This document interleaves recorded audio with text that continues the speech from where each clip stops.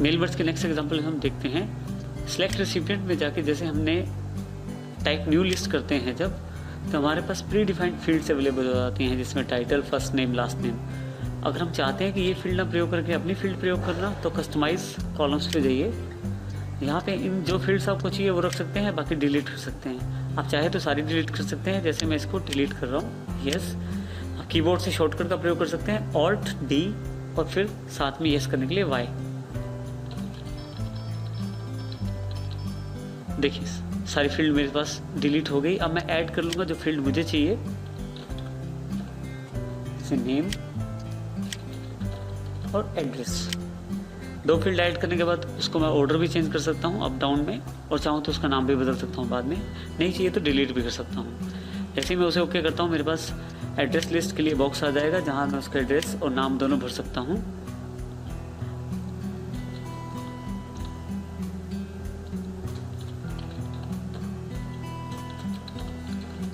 देखिए मैं 2 एंट्री अब फिल की है मैंने, नाम और एड्रेस में। न्यू एंट्री करने के साथ ही मेरे पास दूसरा बॉक्स अवेलेबल हो जाएगा। देखिए यहाँ मैंने एंट्रीज कर ली है जो मुझे एंट्री चाहिए थी। इसके बाद मुझे सिर्फ ओके करना है। ओके करते मेरे से नाम पूछेगा डेटाबेस का। डेटाबेस का नाम लिख के मैं सेव कर देता हूँ, तो डेटाबेस का नेम सेव हो जाएगा। यहाँ से आप इन दोनों फील्ड्स जो आपने खुद बनाई हैं, नेम के आगे क्लिक करें, इंसर्ट मर्ज फील्ड पे जाकर नेम पे क्लिक कर दें। इसी तरह से एड्रेस के आगे क्लिक करके इंसर्ट मर्ज फील्ड पे एड्रेस पे आगे क्लिक कर दीजिए। तो देखिए आपकी अपनी बनाई हुई फील्ड्स वहाँ अवेलेबल हो जाएंगी।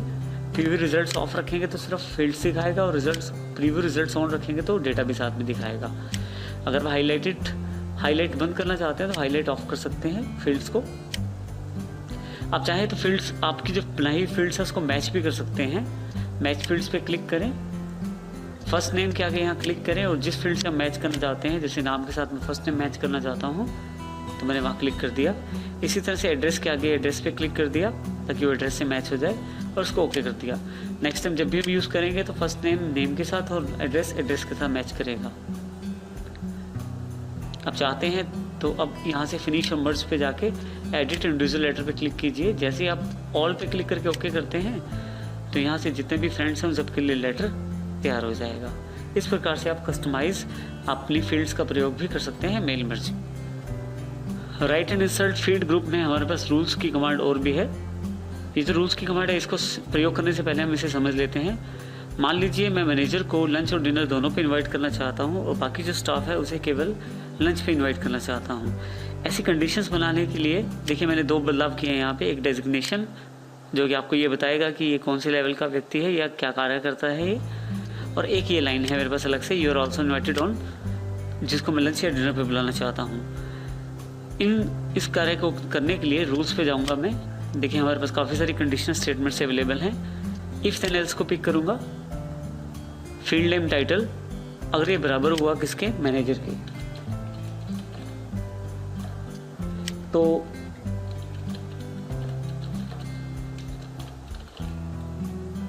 लंच और डिनर दोनों टेक्स्ट इंसर्ट हो जाएगा जहां पे मेरा कर्सर था। नहीं तो लंच इंसर्ट हो जाएगा अगर वो मैनेजर नहीं होता है व्यक्ति। इसे ओके कर दूंगा। प्रीव्यू रिजल्ट देखते हैं। देखिए सबसे पहले राधा जो कि टीचर है वो केवल लंच पे इनवाइटेड है। फिनिश मर्ज करके एडिट रिजल्ट डॉक्यूमेंट्स ओके कर दीजिए, मर्ज डॉक्यूमेंट ऑल और ओके। देखिए जो अजय है वो हमारा अकाउंटेंट है और वो लंच पे इनवाइटेड है। इसी तरह से विजय है जो क्लर्कल लेवल का व्यक्ति है, जो क्लर्क है उसको लंच पे इनवाइट किया गया है। सुमित जो मैनेजर है हमारा उसको लंच और डिनर दोनों पे इनवाइट किया गया है। इसी तरह से राधा जो टीचर है उसको केवल लंच पे। तो इस तरह से हम कंडीशनल स्टेटमेंट्स लगा सकते हैं। स्टार्ट मेल मर्ज में जैसे हमारे पास सिलेक्ट रेसिपिएंट था, हम एग्जिस्टिंग लिस्ट, न्यू लिस्ट कुछ भी प्रयोग कर सकते हैं। मान लीजिए मैं अलग से कोई लिस्ट बनाना चाहता हूँ, टाइप न्यू लिस्ट, और मैं चाहता हूँ इसमें ये वाले फील्ड्स ना प्रयोग करके अपने फील्ड प्रयोग करूँ, तो इसके लिए मैं कस्टमाइज कॉलम्स को प्रयोग कर सकता हूँ। देखिए इन सब कॉलम, इन सब फील्ड्स को मैं डिलीट करना चाहता हूँ, तो डिलीट यस। शॉर्टकट के लिए आप अल्टर के साथ डी प्रयोग कर सकते हैं और वाई साथ में यस के लिए। तो देखिए काफ़ी सारी जल्दी से हमारी कमांड्स डिलीट होगी। अब मैं ऐड करना चाहता हूँ एक नाम और एक एड्रेस को।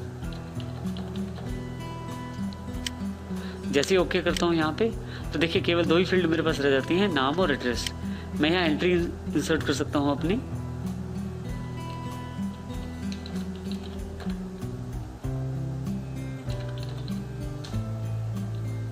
न्यू एंट्री पे दूसरी एंट्री।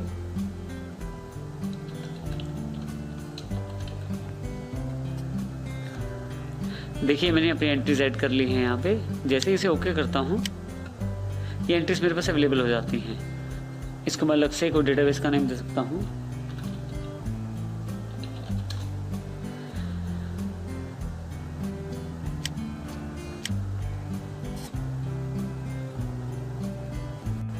अगर आप किसी को किसी प्रकार का मैसेज भेजते हैं, तो जो एनवेलप्स जिस पे मैसेज भेजा जाता है, उस एनवेलप के ऊपर आप अपना एड्रेस प्रिंट कर सकते हैं और उसका एड्रेस भी प्रिंट कर सकते हैं जिसको आपने लेटर भेजना है या जिसको आपने वो एनवेलप भेजना है।